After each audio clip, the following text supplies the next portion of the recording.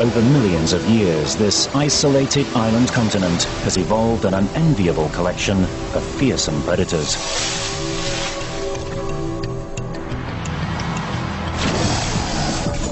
The place teems with an awesome variety of snakes, scorpions, spiders, lizards, and flesh-rending crocodiles. For as long as human inhabitants can remember, these predators have run the show. But a new villain has arrived. And he's breaking all the rules.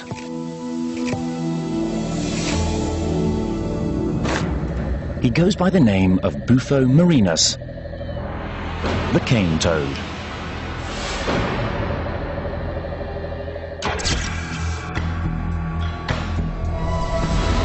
This alien intruder is plundering the Australian outback. He'll eat anything, and he's built to eat fast and often.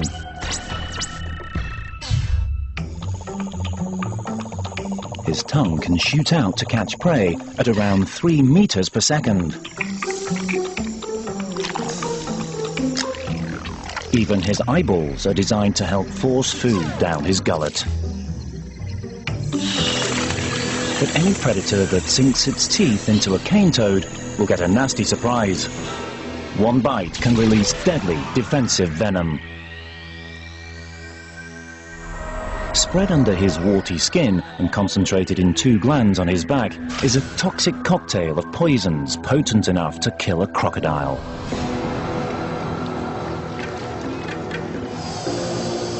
The locals are in trouble. And it's not a fair fight. Bufo hasn't come alone. He runs with a gang, an enormous gang, numbering in the millions.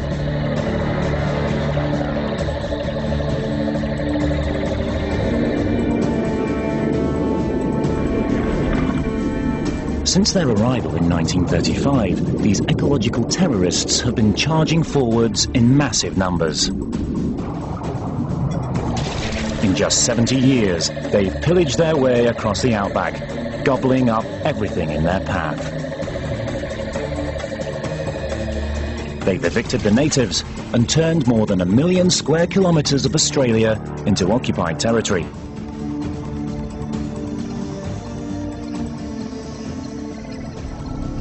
And the suffering isn't confined to the wildlife.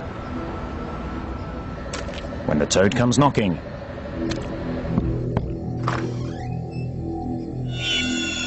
bang goes the neighborhood.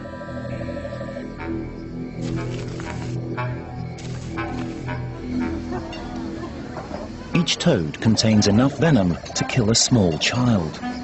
It's deadly if swallowed, although the venom can't penetrate human skin. But Bufo's mere presence is enough to dismay most residents. On any given evening, you'd probably have 30 or 40 toads in and around the restaurant, with another 50 or so under the floodlights outside. The Aussies haven't taken to their new neighbours. The cane toad by far the worst thing that's happened, no doubt about it. 2 minutes of cane toad catching. Nah, I hate the little buggers. They're just dirty things. Cane toads are just so dirty. I hate them. I hate them. There's tens of thousands of them. You can't beat them, so you've just got to accept them and live with them.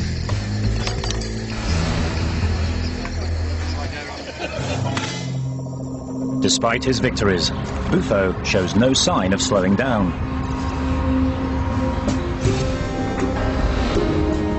His army marches on and on. The cane toad tsunami now stands less than 80 kilometres from the last major human outpost in the north of Australia, the city of Darwin. Named after evolutionary champion Charles Darwin, this town of 70,000 people is in trouble. It's facing the extinction of its toad-free way of life. Other towns have fallen, but can Darwin prove fit enough to survive? The Darwinians are a tough breed. And the city has found itself a bodyguard, Graham Sawyer. Graham won't be surrendering to the alien invaders. He's formed the Toadbusters.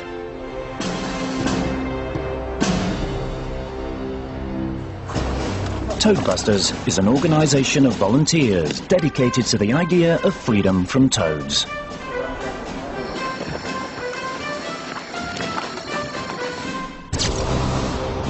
They're planning a defensive line that will stretch over 150 kilometres in a protective arc around Darwin's eastern approaches. When Bufo arrives, the Toadbusters will be waiting. So this is our line in the sand, and none shall pass. The defence of Darwin will require the deployment of toad spies, the mobilisation of the masses, and the blunt aggression of vigilante justice.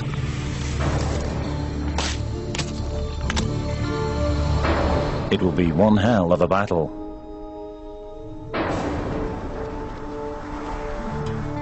And Darwin's D-Day is fast approaching.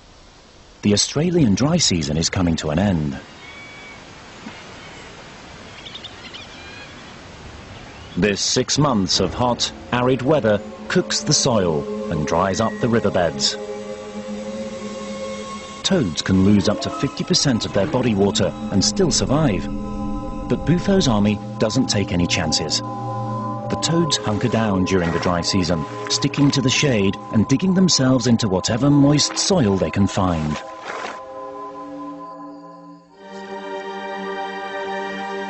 But the rains are now only days away. And when the skies break, Darwin will feel the full force of the amphibian apocalypse.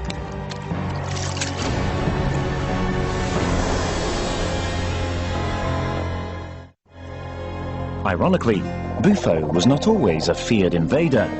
Once upon a time, he was Australia's hero. In 1935, the voracious sugarcane beetle, a sweet-toothed native pest, was decimating Australia's valuable sugar crop.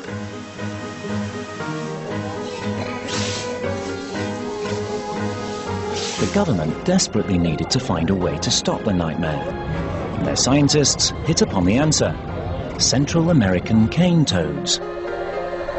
In their native lands, cane toads feasted on beetles. They seemed like a cheap and effective solution. The scientists decided on a grand experiment. They would ship 102 of these toads to Australia. Prospect of a toad destroying all of the pests of sugarcane and doing it for free was extremely attractive. So people were wildly enthusiastic. Australians greeted the toads as saviours. But unfortunately, the toads had other ideas. They ignored the hard-to-catch sugarcane beetles and instead gorged themselves on the multitude of other insects that filled the fields. The experiment went terribly wrong. The disappointed scientists turned instead to pesticides to solve the beetle problem, and they forgot about their failed toad experiment. But the forgotten aliens weren't going anywhere. And a new nightmare was about to begin.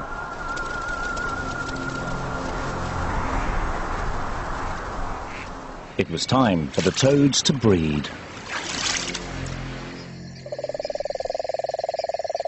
Cane toad courtship is a long-winded affair. It begins with the males giving a moonlight serenade.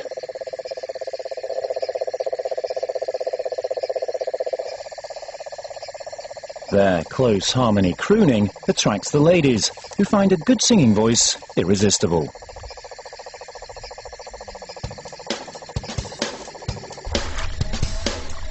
Once partnered up, the male sticks his fingers into the female's armpits, locking in tight for what could be a long haul.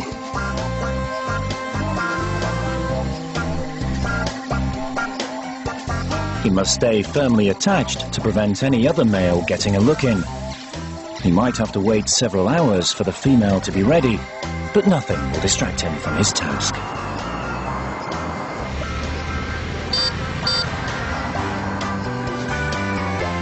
At daybreak, he's still hanging in there. And once in water, the importance of a good hold becomes clear.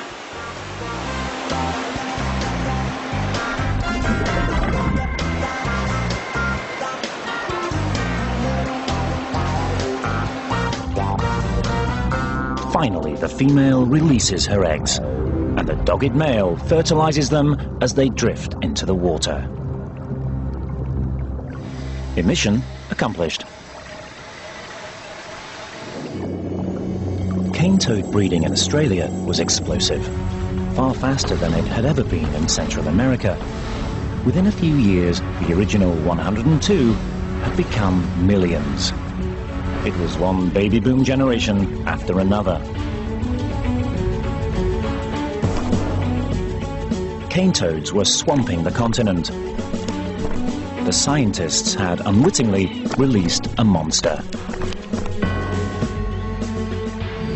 But now, 70 years later, the invasion of the killer toads is about to meet a determined enemy in a showdown that could decide the fate of Darwin.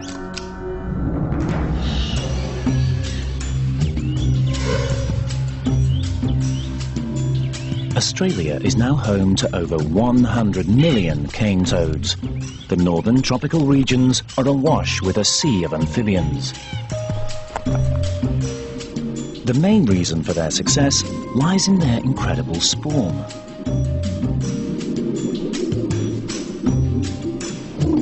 Or, more specifically, the huge number of offspring laid by each female. Well, with cane toads, though, the main problem is this. This is all the eggs, and as you can see, there's tens of thousands of them. Unlike native frogs, who lay between 1,000 and 2,000 eggs, the female cane toad is capable of producing 15 times as many, up to 30,000 eggs, each one a potential toad.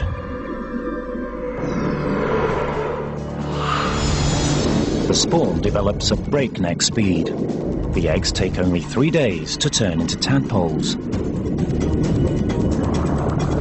And the tadpoles only 4 weeks to become air-breathing metamorph toads. The speed at which they mature alone would give the cane toad plague potential. But there's more. The eggs, tadpoles and metamorphs are all full of venom. Every stage is toxic to potential predators. Australian pond dwellers attempting to eat the poisoned tadpoles or eggs sometimes realise their mistake and spit them out.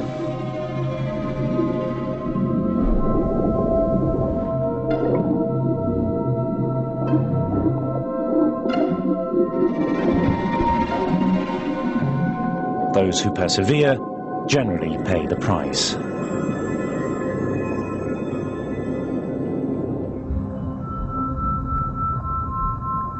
But one of the best controls of toad numbers appears to be the toad itself. It turns out that Bufo is a voracious cannibal. Immune to their own venom, adults gorge themselves on juveniles. Millions are spawned every year in outback creeks and billabongs. Few survive to adulthood, but enough to make the population grow at an average of more than 20% a year.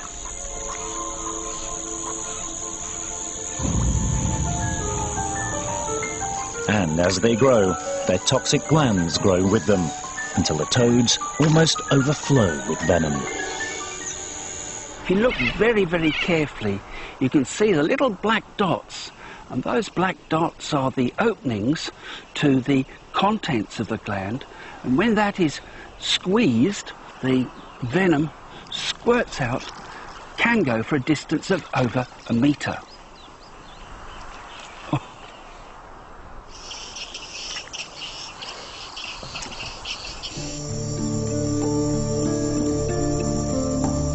Back in the cane toad's native Central America, this venom is nothing special. Over millions of years of coevolution, caimans, snakes and other predators have developed a level of immunity. They happily eat the little toad.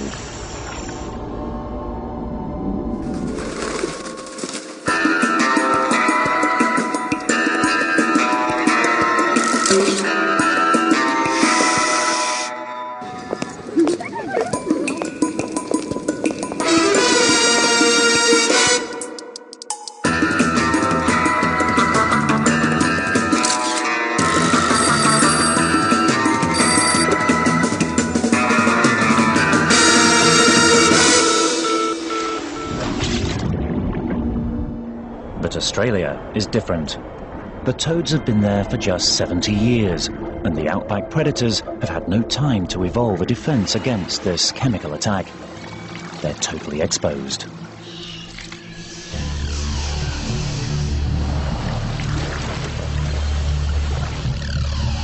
And as each year passes, the toads invade more territory, pushing native species closer to extinction. The front line of the toad's territory now stands less than 80 kilometres from Darwin.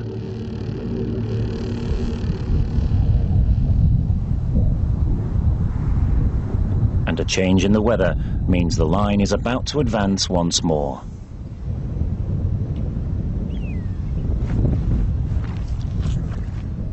After months of baking heat, the skies finally break.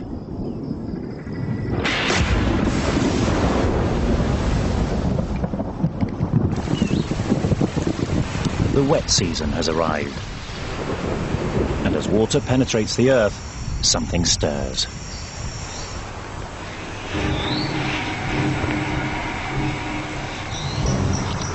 Rejuvenated by the moisture, the toads begin to move.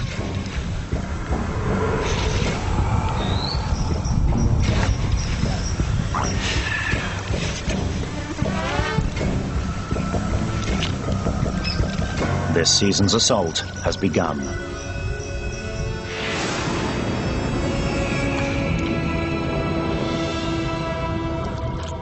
Between the toads and Darwin lies Fog Dam Conservation Reserve.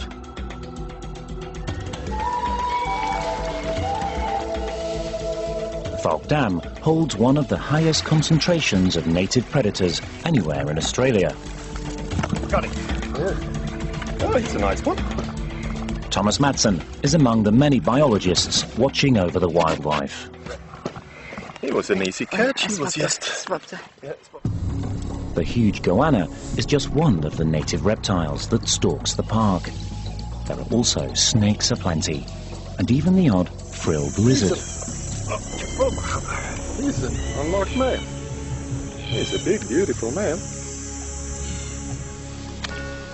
But with the toads on the way, time is running out for all of Fog Dam's residents. Snake expert Ben Phillips is out searching for deadly death adders. The death adder is one of Fog Dam's top predators. It eats native frogs for breakfast, lunch and dinner.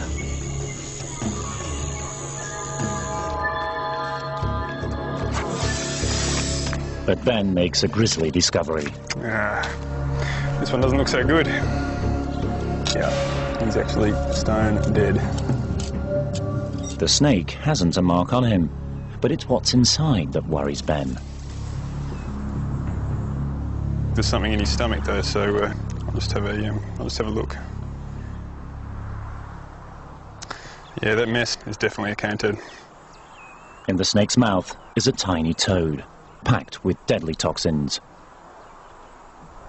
The long-expected carnage has begun.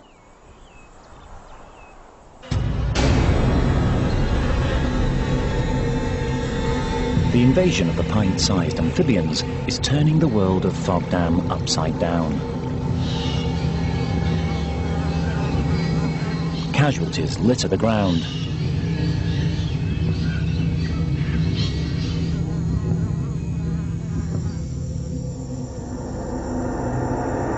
And it's clear who's winning the battle.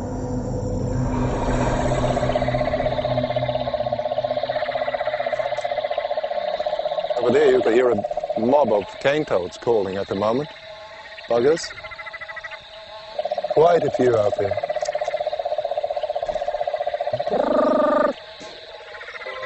Oh dear, oh dear. Oh, that's the end of this place.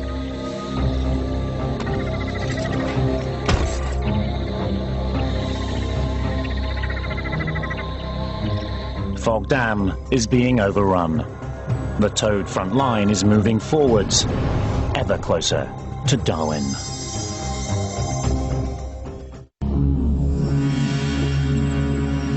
The venomous cane toad is a threat to man as well as beast, as bush dweller Viv Sobek discovered. Viv lives over 120 kilometres from Darwin, in what is now toad country. Nature lover Viv was passionate about her local crocodiles. Freshwater crocodiles used to have a little nest here, or one of the females clearly did, just over there. Crocodiles the cane toads have wiped out. There's just nothing. They're not going to come back by magic. So, yeah, it's called local extinction. The crocs couldn't fight back, but Viv could. Got you. I know I won't kill every cane toad, but by golly, I'm going to make sure that at least I can knock off as many that I come into contact with. Ooh, got you, little mongrel, got you. Handling cane toads is relatively safe. The venom is held inside. But conducting violent executions can put you in danger. When I catch a cane toad and I'm going to kill it, I hang on to it by its legs but above the knee, because then it can't flip back onto its tummy. And I lay it down on the rock and then I bring the mallet down. Totally dead. Humane and quick. But Viv's technique wasn't foolproof. And one day a toad got its revenge. As I lifted the mallet, I saw it flip back on its stomach. The poison glands on its back were now exposed. And I thought, hell, I'm in trouble here. The poison squirted right into Viv's eyes.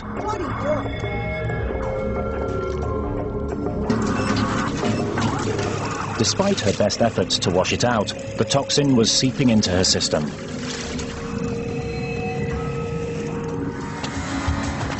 Her eyesight began to disappear.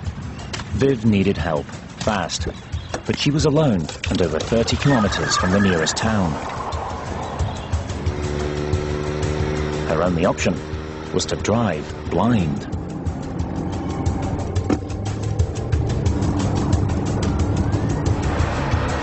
I could not read the sign. It was very difficult to stay on the road, and the only way I knew I was on the road is because when I fell off on the left-hand side, I could hear the rumble on the gravel on the verge. I found that if I did that, I could actually see small bits like a mini telescope. I knew it was dangerous, but I had no choice. I knew I had to get to the clinic.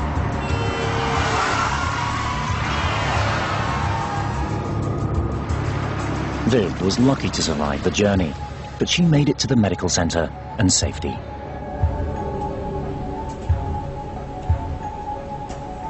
After 6 hours of blindness, her vision returned. And with it came a new respect for her enemy. She now conducts her anti-toad campaign with more caution. I think it's called revenge of the toads. When you're at war with something like a cane toad, you have snipers and landmines, and I think I got sniped because he got me right in the eyes, as a good sniper would.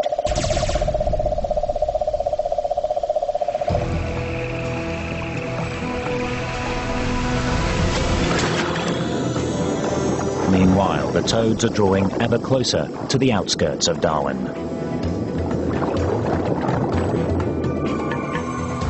Graham Sawyer is mustering his resources. The toadbusters need time to prepare, but they get some bad news. The toads are closing in much faster than predicted. The reports are coming in from Fog Dam, where scientists have formed Team Bufo, a toad intelligence service. Team Bufo member Greg Brown is measuring all the toads he can find, from the very small to the very large. And he's realized that these frontline toads are special. They've evolved into super toads. As a result of natural selection favoring the fastest, most mature toads on the front line are almost 20% larger than average, and they have much longer legs. To determine their precise speed, Greg needs more than their inside leg measurements, so he's enlisted some toad spies. By tagging them with radio beacons, Greg is able to track their movements.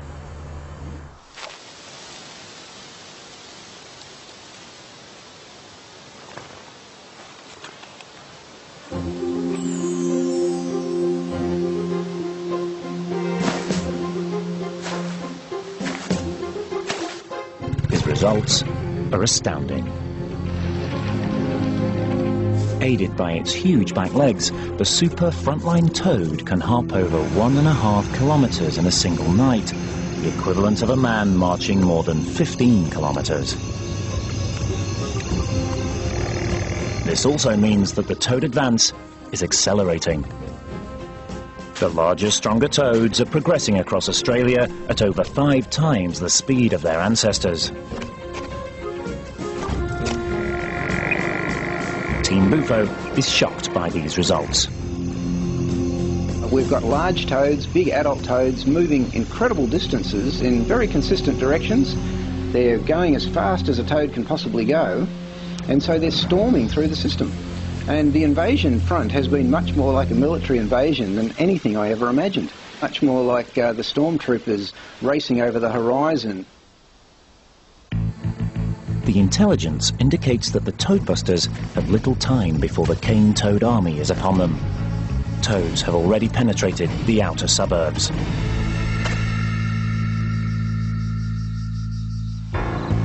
And now they're heading for backyards.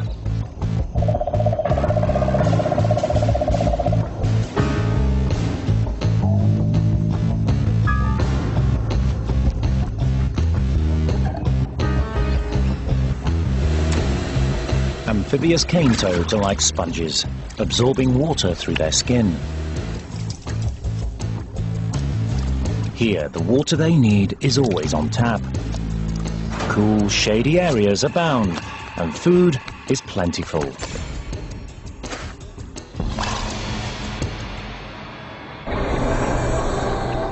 Toads are swarming over the approaches to Darwin. The hopping warriors are closing in on the last bastion of toad-free territory in the north. But as they advance and begin to cross swords with the locals, things are getting ugly.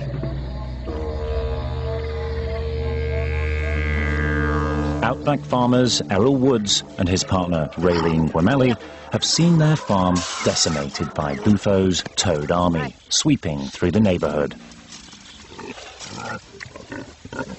As farm animals attempted to eat the passing amphibians, the toxic toads took their deadly toll. We had up something like 60 pigs, now we're down to about 10, I think. Along with their pigs, they've lost turkeys, peacocks, ducks, and even pet dogs. Takes a lot out of it, especially when you look after them and feed them and water them and everything like that. It's a shame to see them die. It's time for revenge, and they're taking no prisoners.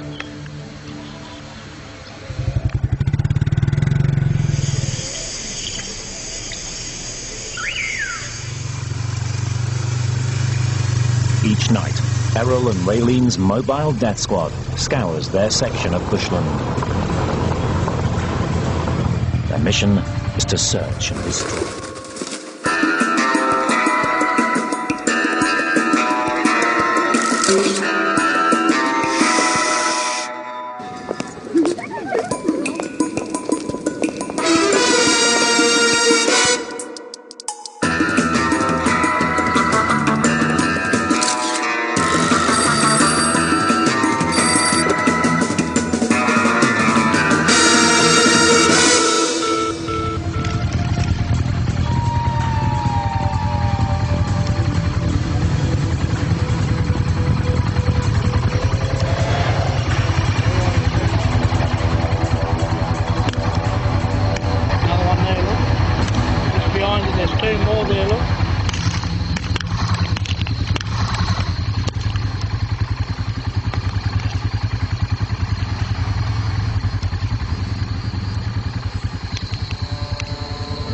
After each night's carnage, they make a tally. 14, 15, 16, 17, 18. It's just the two of them against thousands, but they enjoy their small victories. There's two another 60-odd cane toads. But Errol and Raylene aren't the only outbackers engaging in vigilante justice.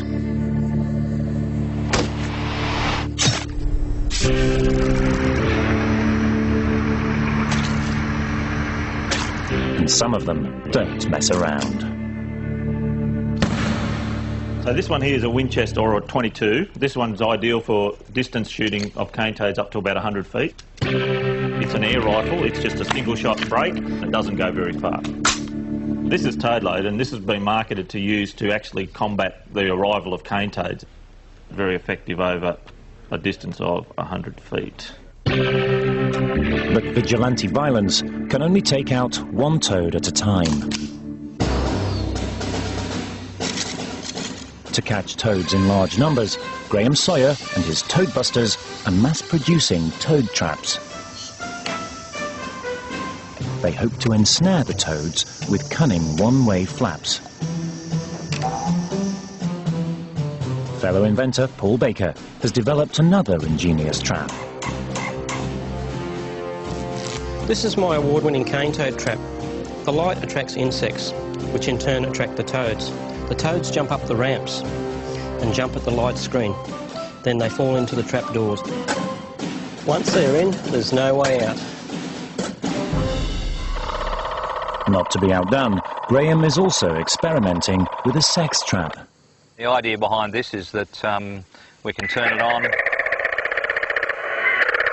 play the cane toad call, and hopefully what that'll do is it'll bring other male toads from around this area to this point where they can get caught in the traps. We can actually now leave this thing in the field permanently. It's got its own power. It'll stay here and do its stuff every night.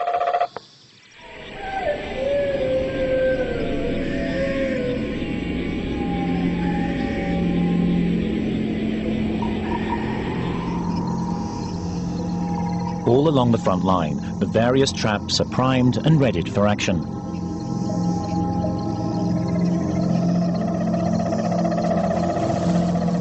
The invading toad warriors are intrigued. Attracted by the crowds of insects and the bewitching sexy music, they hop closer.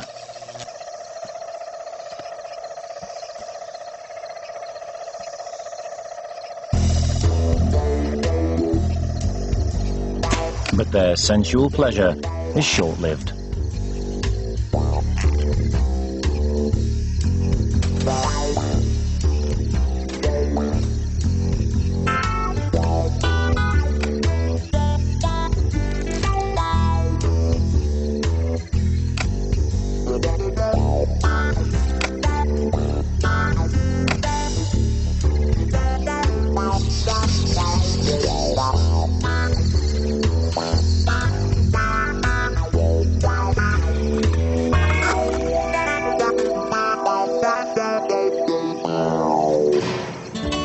In the cold light of day, the toadbusters can judge the success of the trapping campaign. Hello, look at you. They're all boys? Yeah, all boys again. The multiple traps along the front line have performed well. 36, 4 actually. 4, 5, 6. This trap alone caught nearly 70 toads in a single night's work. Graham has had his first victory. 48. It's all right, mate. This is the biggest bag of toads I've carried home yet. The toad busters are optimistic. Santa Claus coming to town. Toad, toad, toad, toad, toad. But isolated traps in the wilderness will not be enough to save Darwin. In this battle against the ranks of the toad army, many people are calling for a weapon of mass destruction. They argue that to destroy a plague of toads, you must release a plague of your own. And the Australians have done this before. In the early 20th century, a plague of over 600 million rabbits was the scourge of the outback. The Australians fought back with biological warfare. They released 2 diseases deadly to rabbits: myxomatosis and rabbit hemorrhagic disease. These decimated the rabbit population.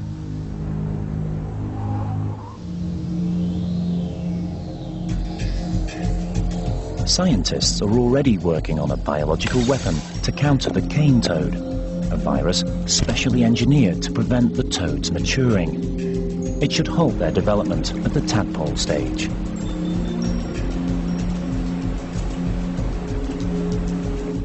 Dr. Alex Hyatt is one of the government scientists on the case.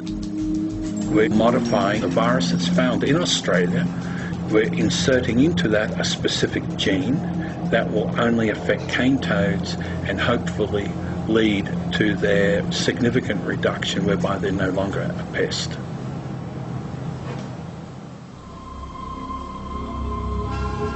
But releasing a virus into the wild may not be necessary to tackle the toad menace. Perhaps the toad's current victims can learn to protect themselves. Ben Phillips snakes are showing that the toads need not be a long-term problem.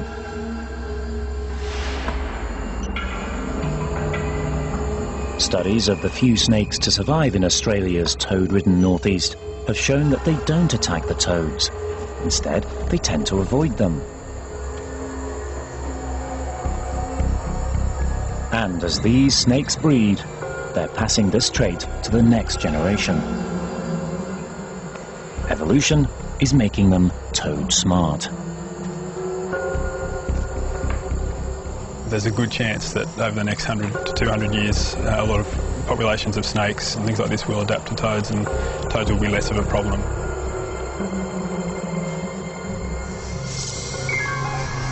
But 200 years is a long time to wait, and many species may well become extinct in the meantime. So why not replace predator evolution with a predator revolution? Thomas Madsen wants to create a toad destroyer using genetic engineering. Genetic engineering is basically natural selection working really fast. We have engineered animals for years, dogs, everything. They're just bred in a certain way. What you do with genetic engineering, you do it faster. Madsen hopes to turn the northern quoll into the cane toad's worst nightmare.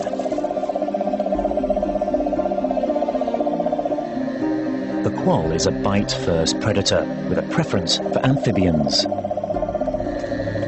As a result, the arrival of the toxic toads has pushed quoll populations to the brink of extinction. To turn the tables, the quoll needs immunity from the toad toxin. And Madsen knows where to find it, in the cannibalistic cane toads themselves.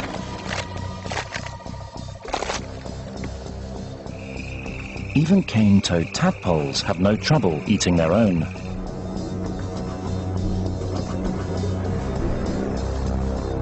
By looking inside the toad's DNA, Madsen's team has discovered its Achilles heel, the immunity gene itself. By implanting this gene into the northern quoll, they believe they can turn it from a victim to a killer, a genetically engineered toad terminator. The quoll will then have this gene, same as the cane toad, which means that the quoll can eat a cane toad like a hamburger. It will be completely immune to it. But these super quolls are not yet a reality. Anti-toad science is at least a decade away from creating any reliable weapons. And Darwin can't wait that long. The final battle for Northern Australia's only remaining toad-free city is fast approaching.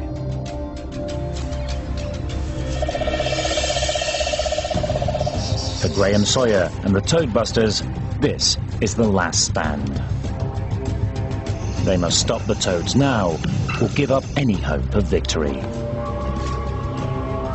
Graham knows that they're hopelessly outnumbered, but he's got a master plan that could put the squeeze on the enemy hordes. With the toads on its doorstep, the city of Darwin has run out of time and options. The Toadbusters' last hope is to use the city's large population to its advantage.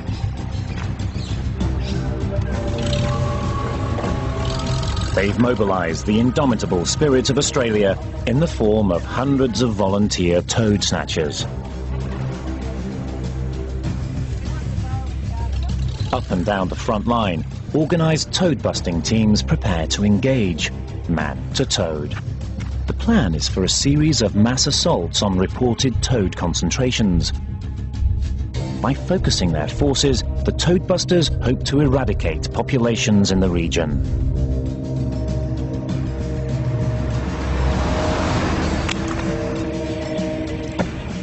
The volunteers are ordered to capture rather than kill.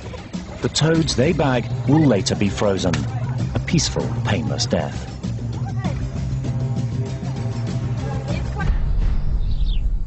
And this toad-busting campaign appears to be striking a major blow to the ranks of invading toads.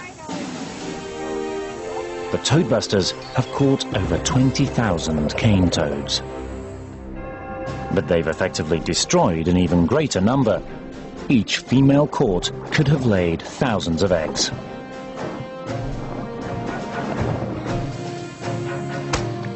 It's a great success, and it might even turn a profit.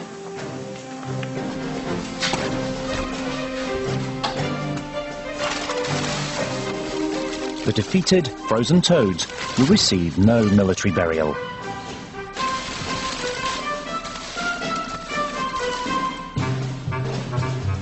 Graham Sawyer has other plans for them. He's collected tons of toad carcasses to be used in the ultimate recycling experiment.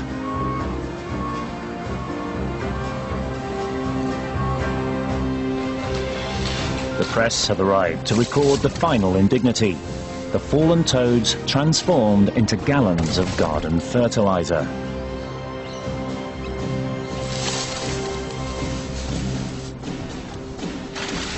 It turns out that dead cane toads make some of the finest fertilizer in Australia.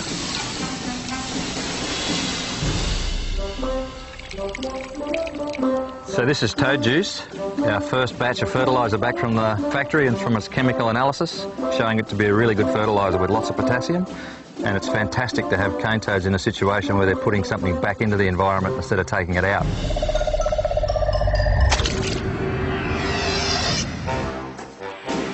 This year, despite the best the alien invaders could do, Darwin remains toad-free.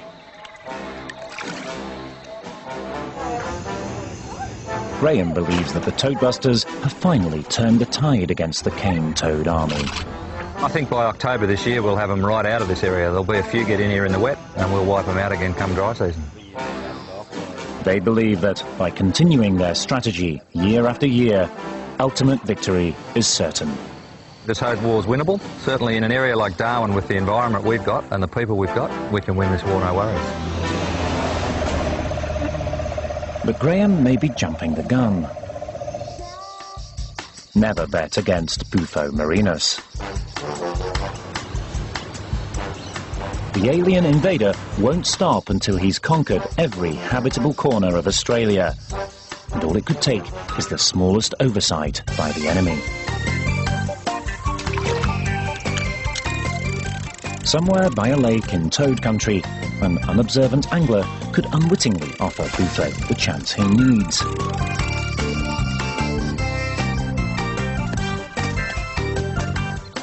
This could be the perfect opportunity for some of Bufo's special forces.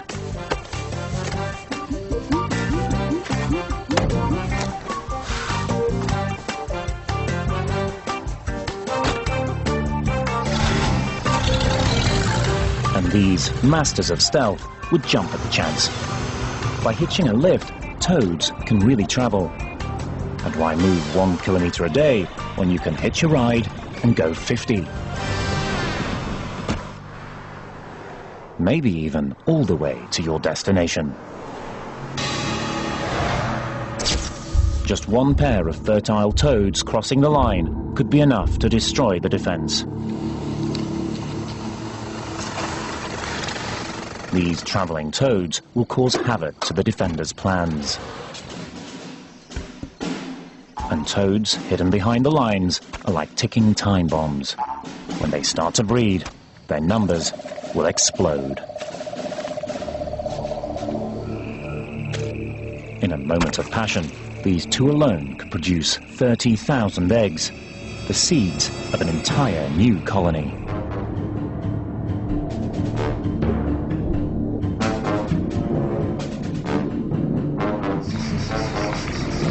And many more fertile toads are likely to get through.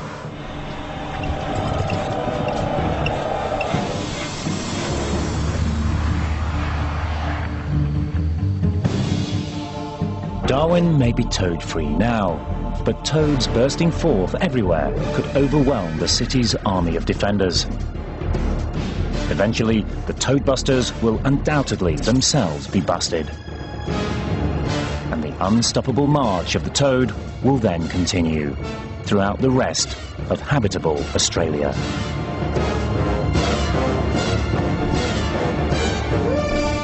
This battle is clearly not yet over. Bufo may be down this year, but the killer toad is definitely not out.